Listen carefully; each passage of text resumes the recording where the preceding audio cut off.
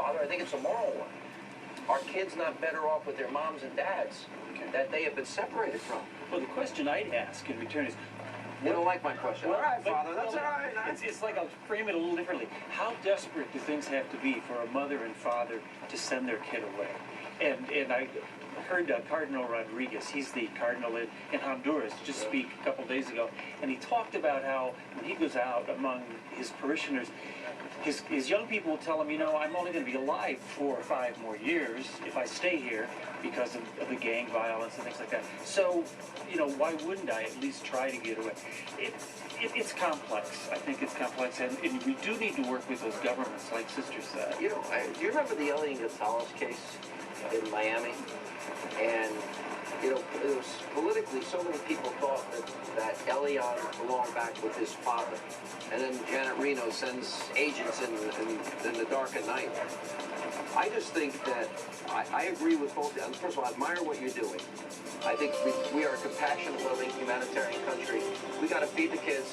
We got to take care of them. They're in horrible conditions in some cases. But I also think we got to get them back with their moms and dads. And I'm surprised that both of you don't seem to agree with that. Well, I agree with you that they need to be reunified. They are coming here to be with their families too. They're not coming Sometimes a lot of these are unaccompanied minors. Yes, family reunification is important. The kids need to be with their parents, but they need to be with their parents in a safe environment. And so we need to help make that happen. So you want them to just be able to come here illegally and be able to stay? No, what I would like for them is to be able for them to stay at home, because that's their right to be at home, and so for them to be able to be safe in their home, and that's something that we need to work together to make that happen. Well, let me ask you, I know a lot of people probably want to help. How desperate are things here? Are you running out of money? You know, I probably should not say this, but we're not running out of money. I think we can always use more. But I'm office in Washington, D.C., but I've been down here watching what Sister is doing with her staff, and I've been amazed at how this community has stepped forward. So, and they're providing food and supplies, blankets, and so Sister Norma could probably say exactly what the greater needs are, but I would say things are not desperate. People have been very generous. No, it's a generosity. Does it scare both of you how porous the border is?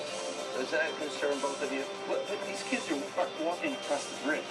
I understand that, but... So, I mean, it's a bridge, so it's not like... But they're also getting people from Yemen, Pakistan, Afghanistan, and some of these other countries, and I wonder if maybe the people that don't have our best intentions at heart. Does that worry you? Yes. It does. Towards you, sister? Well, it's something to worry about, yes, of course. Well, with that said, thank you for the good work you're doing, taking care of those kids. We might have a slight political disagreement, that doesn't matter. God bless you both. Appreciate it. And coming up, we have more Hannity coming up right after the break as we continue broadcasting from the border in South Texas straight ahead.